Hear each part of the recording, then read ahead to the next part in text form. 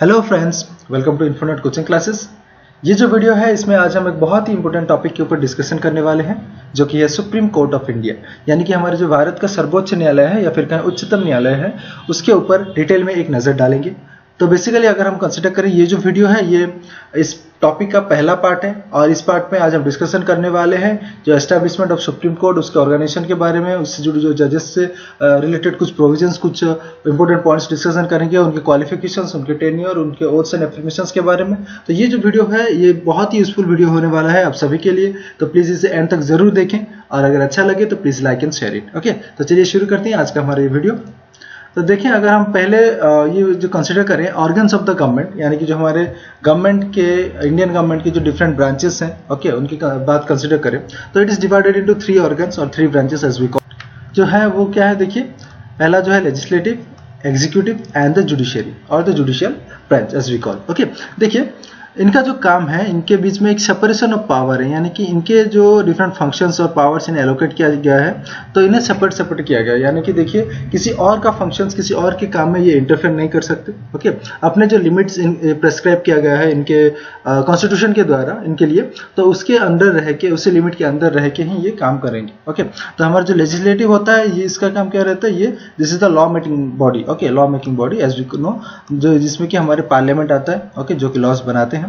दूसरा जो है executive, this is the body which implements those laws, यानी कि वो जो लॉज बनाएंगे पार्लियामेंट या फिर लेजिस्लेटिव जो लॉज बनाएंगे उसे ये इंप्लीमेंट करेंगे, काम में लाएंगे। ओके, कार्यपालिका जिसे हम कहते हैं। और तीसरा जो है जुडिशरी, इनका काम होता है इसे नजर देना, इसके ऊपर नजर देना, यानी कि जो भी लॉज फॉर्मुलेट कर रहे हैं या फिर जो भी काम हो रहे हैं, that is according to the constitution और नॉट, वो संवैधानिक है या फिर नहीं। ओके, तो संविधान से के हिसाब से अगर हम कंसिडर करें तो ये ठीक है या रॉन्ग है, उसके ऊपर जो फाइनल चेक एंड बैलेंस का काम करता है वो है हमारे जुडिशियरी या फिर जुडिशियल फंक्शन, जुडिशियरी ब्रांच जिसे हम कहते हैं। ओके, तो ये है तीनों organs of the government.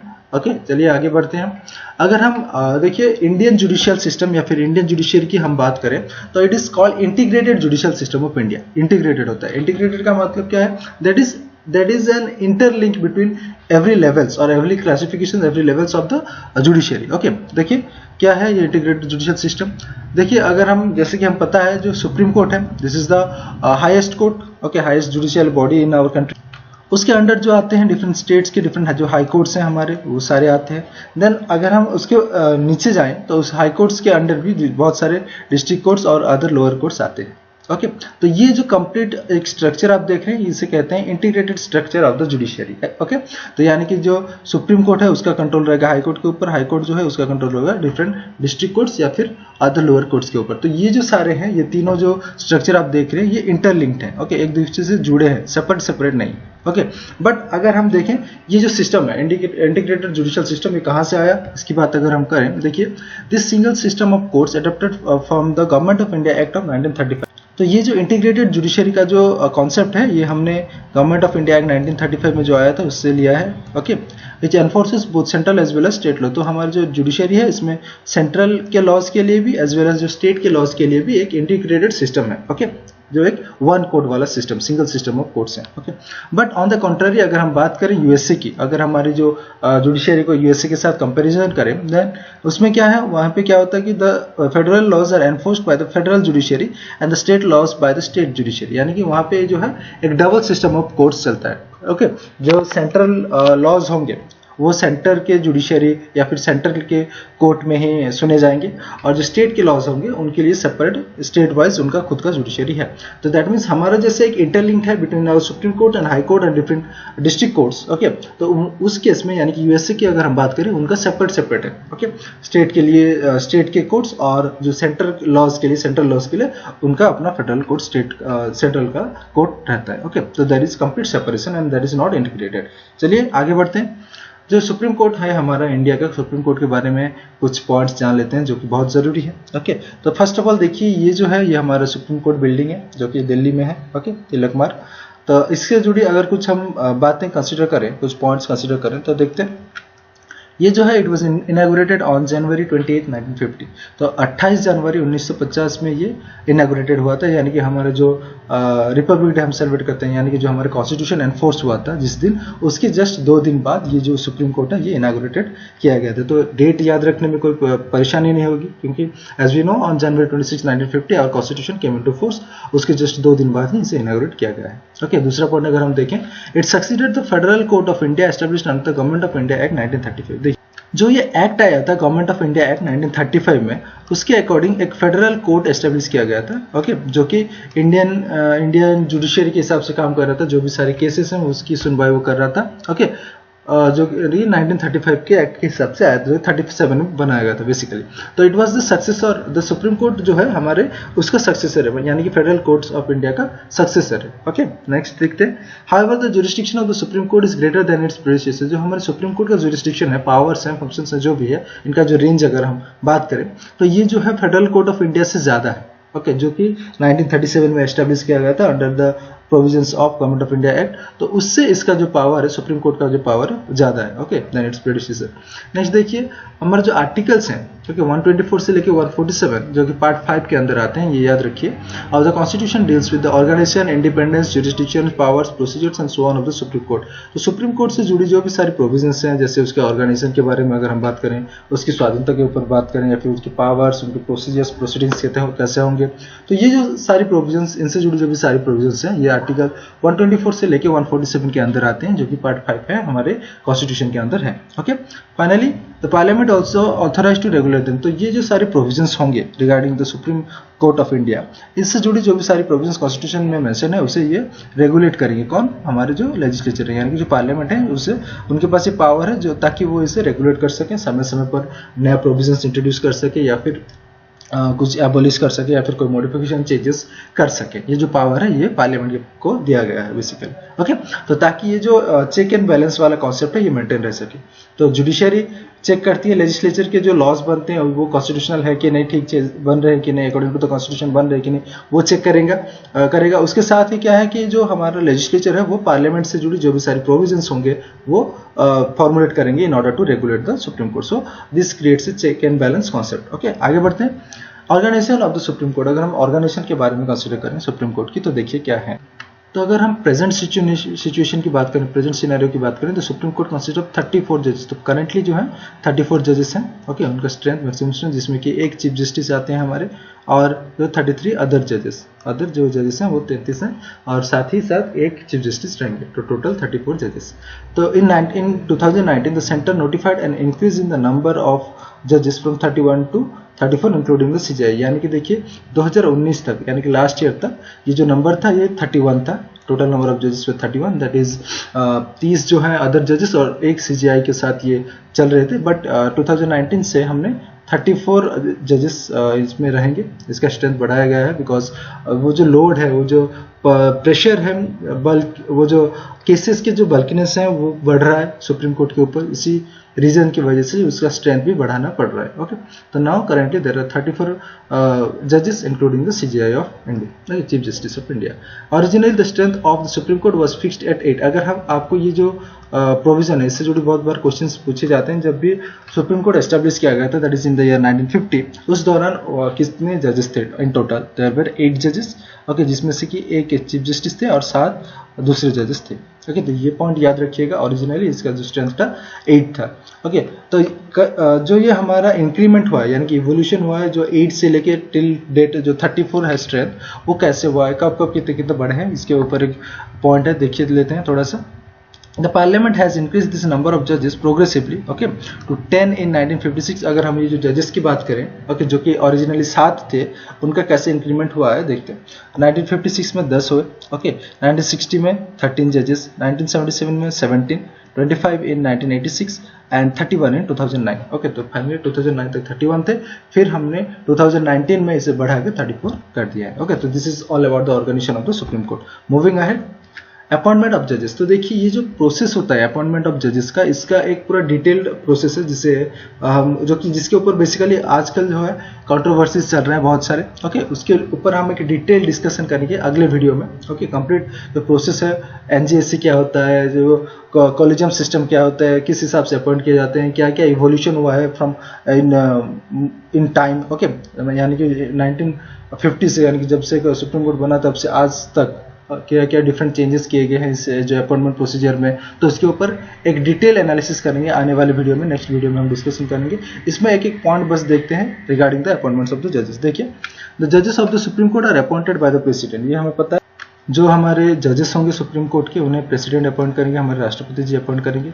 Next जो है the Chief Justice is appointed by the President after consultation with such judges of the Supreme Court and High Court as he deems necessary। यानी कि ये जो अपॉइंटमेंट करेंगे, ओके, जो chief justice का appointment करेंगे, ये करेंगे कैसे?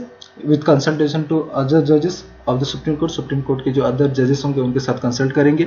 ओके, और अगर इन्हें लगता है तो ये हाई कोर्ट के डिफरेंट जजेस से भी कंसल्ट कर सकते हैं। ओके, प्रेसिडेंट के ऊपर वो निर्भर करता है, वो उनके ऊपर डिपेंड करता है कि वो कैसे अपॉइंट करना चाहते हैं। But the power to appoint the जजेस is on the president. Next, the other जजेस are also appointed by president after consultation with chief justice and such other जजेस of supreme Court and the high court as is deemed necessary. यानी कि देखिए, अगर कोई दूसरे जजेस को अपॉइंट करना हो, ओके, सुप्रीम कोर्ट के जो दूसरे जजेस एक्सक्लूडिंग द सीजीआई अगर अपॉइंट करना हो, देन इन दैट केस ये जो हमारे चीफ जस्टिस हैं उनसे कंसल्ट कर सकते हैं। साथ ही साथ डिफरेंट जजेस जो भी होंगे सुप्रीम कोर्ट के, उनके साथ कंसल्ट करेंगे।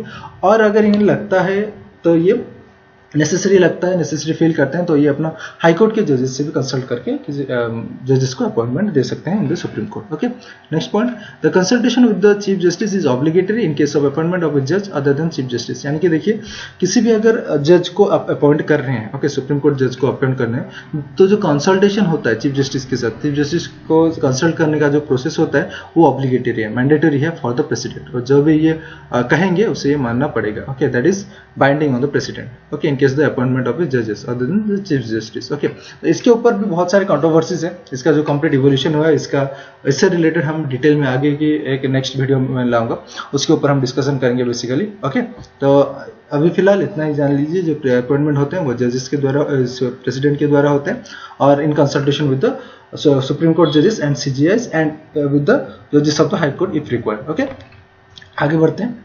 Appointments of the chief justice कैसे अपॉइंट होते हैं? Okay, from 1950 to 1973। ओके, इसके अगर एक हम ट्रेडिशनल बात करें, ओके, जो कि चला हुआ आ रहा है, कन्वेंशनली अगर हम बात करें, तो 1950 से लेकर 1973 तक क्या हो रहा था? The practice have been to appoint the senior most जज of the supreme court as CJI. जो भी हमारे सीनियर मोस्ट जज रहेंगे, ओके, सुप्रीम कोर्ट के, उनको अपॉइंट कर दिया जाएगा as the chief justice of India. Okay, ये जो प्रोसेस है 1950 से लेकर 1973 तक चला हुआ आ रहा था। बट 1973 के बाद क्या हुआ? देखिए, this establishment convention was violated. ये जो पहली बार इसका वायलेशन हुआ कब? In the year 1973 when A.N. Ray was appointed as the Chief Justice of India by superseding the 3 senior judges। यानी कि जो 1973 की अगर हम बात करें, तो इसमें पहली बार ये जो कन्वेंशन चला हुआ आ रहा था, इसका वायलेशन हुआ, और जो A.N. Ray हैं उन्हें अपॉइंट कर दिया गया as chief justice of India by superseding 3 senior जजेस। उनके ऊपर 3 और सीनियर जजेस थे, उनको छोड़ के ये जो A.N. Ray को इन्हें अपॉइंट कर दिया गया as chief justice of India. इसके पीछे भी एक रीजन है। अगर आप ये ईयर को कंसिडर करें, दैट इज 1973, इसमें जो है एक इंपॉर्टेंट डिसीजन आया था, अगर आपको याद है, that is Kesavananda Bharati case. Okay, जिसमें कि एक बेसिक स्ट्रक्चर के ऊपर ये जो एक डिसीजन सुनाया गया था। ओके, तो उस डिसीजन जो था, ताकि ये जो बेसिक स्ट्रक्चर का जो एक डिसीजन दिया गया था, that was not liked by the government. Okay, उस दौरान जो हमारे गवर्नमेंट थी, ओके, उनको ये पसंद नहीं आया, और उसी वजह से जो 3 सीनियर जजेस थे सुप्रीम कोर्ट के, जो कि J.M. सेलट, K.S. Hegde and A.N. Grover, ये 3 हमारे सीनियर जजेस थे, जो कि A.N. Ray से ऊपर थे। ओके, उनमें से किसी को ये जो चीफ जस्टिस बनाना चाहिए था, उन्हें ये अपॉइंट नहीं किया as chief justice, because the government was disappointed on them because of the decisions given by the in the Kesavananda Bharati case. Okay, जो कि 1973 में आया था। तो वो जो डिसीजन की वजह से गवर्नमेंट डिसअपॉइंट हो गई इनके ऊपर, और इन्हें अपॉइंट नहीं किया एज द CGI।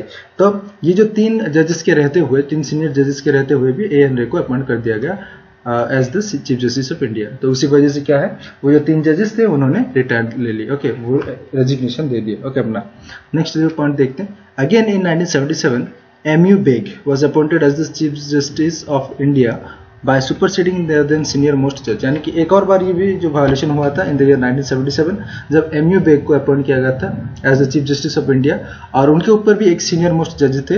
हालांकि इनको छोड़ के ये जो M.U. बेग इन्हें अपॉइंट कर दिया गया था। इसमें भी अगर आप कंसिडर करें H.R. खन्ना जो थे, हंसराज खन्ना, ये थे सीनियर मोस्ट जजेस उस दौरान। बट ये भी एक ऐसे इंपॉर्टेंट केस के ऊपर एक जजमेंट दिए थे जो कि गवर्नमेंट को अच्छा नहीं लगा। It was not appreciated by the government and that's the reason why he was not appointed as the CJI. यानी कि जो हमारा एग्जीक्यूटिव है उसके पास कंप्लीट पावर था for the appointment of CJI. Okay, अगर उनको अच्छा नहीं लग रहा है कोई, then the convention was violated. यानी कि वो जो कन्वेंशन चला आ रहा है उसको कोई मतलब नहीं है। ओके, वो अपने हिसाब से अपना जजेस अपॉइंट कर देते हैं।